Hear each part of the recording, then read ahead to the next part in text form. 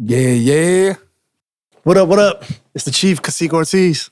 Tyrant333, and we back figuring it the fuck out. Figuring it out, baby. Once All again. day, and we got a lot of knowledge to either talk through with each other and hopefully provide a lot of good insight for you here. We have a conversation we were mulling over. We wanted to talk about distribution. I know that that's something that, if you're a vet in the game, you might have a lot of knowledge about, but there's a lot of people who don't. So we wanted to cover that for them. And to start it off, distribution and a base level is how the artists get all their music on all platforms. When you hear them saying it's on every platform, it's streaming here and there, that's through distribution. And I don't know if you wanted to give any insight, on just that basic step there. Yeah. Yeah, every distribution distribution service, I should say, is different in their own way, but they all basically do exactly the same thing. There's not necessarily one that's better. There's not one that's actually going to make you better or anything, unless, of course, you're going with like a service that actually focuses on artist development and, giving the artist information. Some of it's development, some of it's really just giving information, whether it be like, what do you call those? Like little seminars of extra information on like how to collect publishing and all that stuff. Every distribution does something a little bit different, but the base core of it, they all do exactly the same thing. Which is, to really get into that a little bit, is they're going to get your music on all these platforms. They're going to try to do it as quick as possible. They have relationships already built with these DSPs or digital service providers. Right. And they're going to foster that relationship that they already built with them over a number of years to get your music on their platforms by certain release dates, certain times, and all different things that you'd be adding into the backroom data, the metadata of the release. But the distribution companies, they offer different things, is what he's saying, as far as some of them might be offering you in advance to distribute your music. For a lot of independent artists, that's not the case. They usually want a percentage of Your royalties, yeah. Yeah, the royalties and what is made off the record, for them helping you get it distributed. Usually you'll see 10%, 15%, 20%. It can get even higher on the percentages they're asking for. So that's a nice piece of the distribution companies there. The biggest one that a lot of people hear about is Empire. A lot of people hear about Empire. Shout out to them. We also here at GGF love how they move over there. But that's one of the bigger companies you hear. They're so big with their distribution that they're also a lot of people get them confused, and they also move as a record label. Yeah, because they have record label services. And a lot of, I guess you could say like top tier distribution services, they offer record label services, kind of like how we signed our deal with Symphonic. They also give us, you have to apply to be a partner. And once you get partnered with them, they offer you label services like marketing and talking about your campaign or strategies and figuring out your YouTube, all that little like tedious bullshit that's in the background, not in front of the cameras, all the behind the scenes type of stuff. Empire does stuff like that. Symphonic does stuff like that. And honestly, pretty much everyone would actually do with that if you partner with them correctly. Even the distro kids and the TuneCore, like if you're, Russ has released a whole lot of music through TuneCore. I'm pretty sure at some point he sat at the table with them and they gave him something a little bit more than what they just give to, everybody else. I could be wrong though, but I'm pretty sure to keep him on a platform is a lot more lucrative for them in a business standpoint than it is for him to be like, I don't want my music there. I'm going to take it and just re-release it under what he's currently going through for his new music. I would probably agree there. It's all about building relationships in anything. And if you build relationships, there's different paths that are also built with those relationships. If you're friends with the owner of, let's just say, TuneCore, or one of the main people, an executive at TuneCore, you're probably going to get a lot more done with your record than you just being an average person releasing music and not really seeing much revenue off that music you release. So Right. in that sense, you see people and different artists distributing with multiple distributors out there. That's good, but it could also take away from, just keep in mind, it could also take away from you building that relationship with that one distributor. It's like being married to multiple wives or having multiple BMs, you know? It's hard to have that nuclear home when, you know, you're not really building with that person, but that goes for anything. You want to build a relationship, different doors may open for you, especially if you're doing big things with your music and bringing in quite a bit of revenue. That all of a sudden gives you leverage in the conversation. It's different when you're coming to somebody with all types of music being streamed, concert tickets being sold, and merch being sold, than coming to somebody trying to partner with them with none of that being done. And on top of that, you don't even know the basis of how to get your music out there or how to get it cleared, like we spoke about before. But, you know, what's your thoughts on that? Yeah. As far as clearing, or as far as building the relationship with the distributors. Fostering a relationship is always important. I think whether new or old, but especially for like newcomers, if you're coming up in the game, it's actually kind of good to just try your music out at various different places. Try the DistroKids, try the TuneCores, try the, you know, whatever the fuck is out there. You know, just try it and see what you like the most. You know, I know people like to use Amuse. I've used Amuse before. And then eventually I grew out of that. It was like a free platform. You know, there's 1RPM, which is actually a free platform, but they want to take 15%. But each situation has something of value, whether they're giving it to you for free and taking a royalty, or they're charging you up front, like the TuneCores and the DistroKids. You know, there's a lot of companies that do little things like DistroKid has, you know, little hidden fees. Same with TuneCore. You think that you're going to get in for one price and you end up paying more at the end of it. One of the OGs out there, CD Baby. CD Baby's, I think, one of the better ones in that simple form because they never really switched up too much. It's always been the same. The only thing that switched up now is that they lowered their price to compete with everybody else, but they still take 9%. But there's, as many times as I've used them, I've never had any issues with them. And they've always paid me on time and correctly. Like, I can't say anything bad about them besides the 9%. Everybody wants to collect more of the percentage. Yeah. And this right here could kind of go into another tangent as far as like royalties go, because some artists might not understand what royalties are. And when I say things, or when we say things like, you know, Empire might want, or I'm not even going to say Empire, but any distribution that might want 10%, 15, 20, 30, whatever the case may be, artists will instantly be like, oh, I don't even know what I'm giving 30% for. Usually what they're asking for is the royalty of the streaming. They're not actually taking the royalty from the master, unless, of course, specified otherwise. And a master royalty is different than a streaming royalty. And that's where you always got to get into having the right people on your team and the right lawyers on your side when you read these contracts and stuff. Right. And just ask the right questions. The way that these distribution companies is kind of like video games now. You know, like when you get like a 2K or you get a Call of Duty or something, when you sign up for the, the video, when you sign up for the game, you know, it always gives you this list that they want you to read to accept. You have to accept their user agreement, and then nobody reads that shit. They're like, yeah, I just want to play the game. Click. You know, a lot of these services do the same shit. They have so much fine print that lets you know what you can and can't do on the platform. Just nobody ends up reading it. And then when something bad happens, whether it be streaming fraud or otherwise, they get upset when their music gets ripped off. It's funny. I was the kid who always used to read the manual front to back before I got into the game. I used to read the back cover. Yeah. Go online and Google some, whatever. I'm pretty sure it was Google, but Google some stuff about the game on GameSpot and go figure it out and go in there and then really start. I felt like I had a one-up when I went into it. And that's because that goes back into preparation. When you prepare for something. Yeah.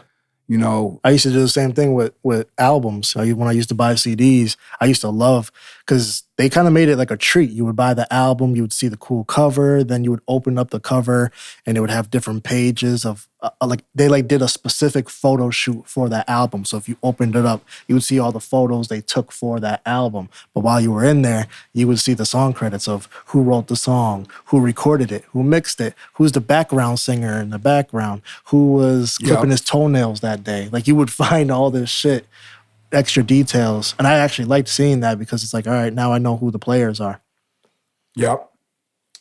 And it ultimately kind of taught me who to look for as far as mentorship or who I wanted to learn from, because I would just read it in these, basically the credits and be like, oh shit, who's Mike Dean? And then find out he's an amazing engineer. Or pay attention to the finer details, you know, and that'll get you a lot of places. And you'll notice a lot more things. And be able to build these relationships when you see these different names over and over and over again. Yeah, it's usually actually hidden in plain sight. It's not even really hidden, but like you could easily miss it. Like I said, it's hidden almost in plain sight. We rush around our lives daily and feel so busy all the time, but sometimes you got to slow it down to really see those fine details. Mm-hmm. Pay attention a little bit, and you'll be amazed at what you actually find out. But going back to the distribution thing, you know, when I was working with Ben Grizz coming up, we used TuneCore a lot. And that was, you know, for me, like he said, there's a lot of different things that you either like about the distributor or you don't. There's pros and cons to each one.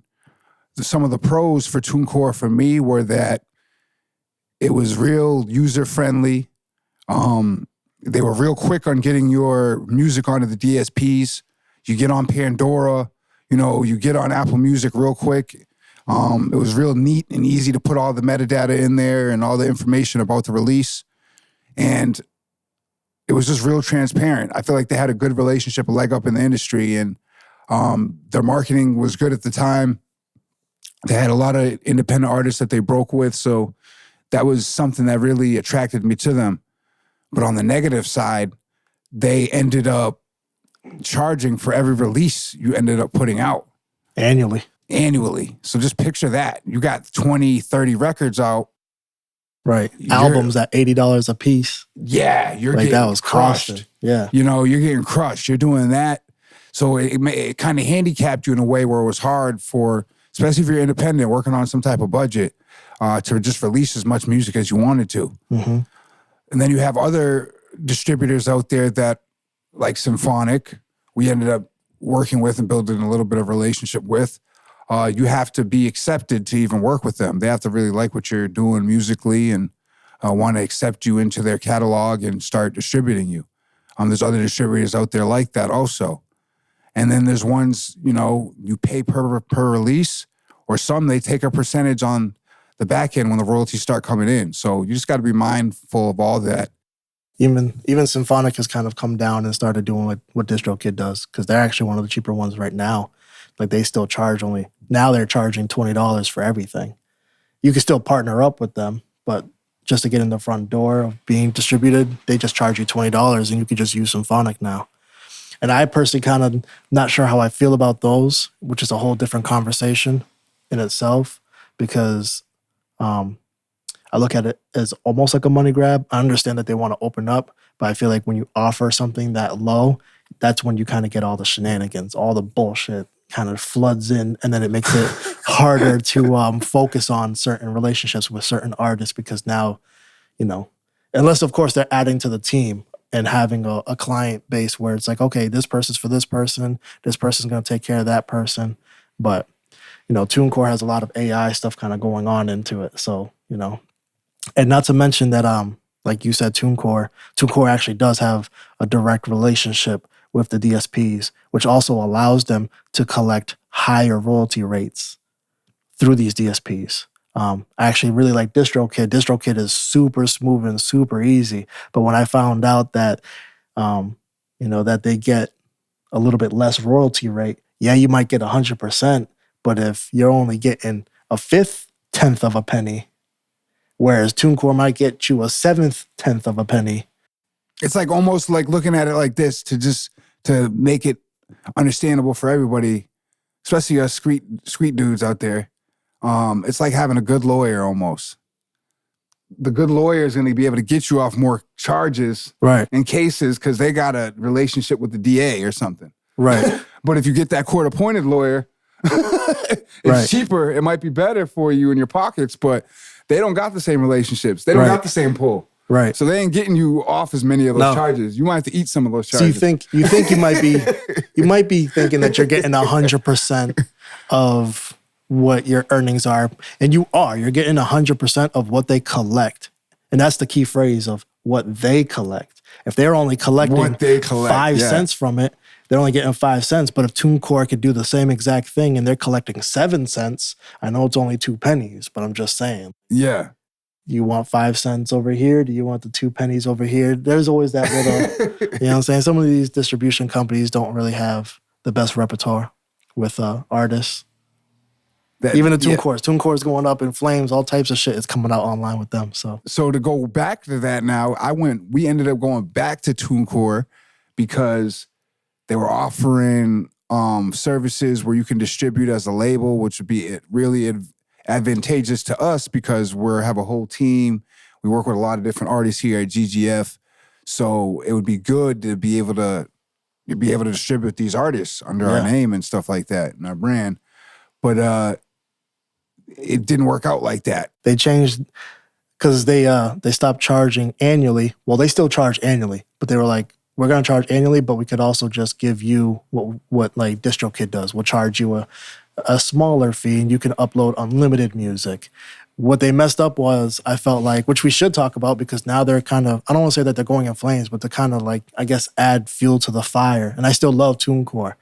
Go ahead, bro. We signed up. We signed up because the language literally said, if you sign up here, you could also have individual profiles that you can give to your artist if you are a record label. We signed up specifically because people wanted to sign with GGF. And we were kind of thinking like, hey, if we run like a record label, we could actually help artists and give them their own profile to set it up on. And they would just automatically be GGF. Somehow that language changed into now they're no longer doing that. And then when I sent in the support ticket, they acted like it never was there. And it pissed me off because I didn't take a screenshot of it. Had I taken a screenshot, I would have been able to be like, hey, you said that you were going to offer this. This is why I jumped ship from this distributor, then came to fuck with y'all.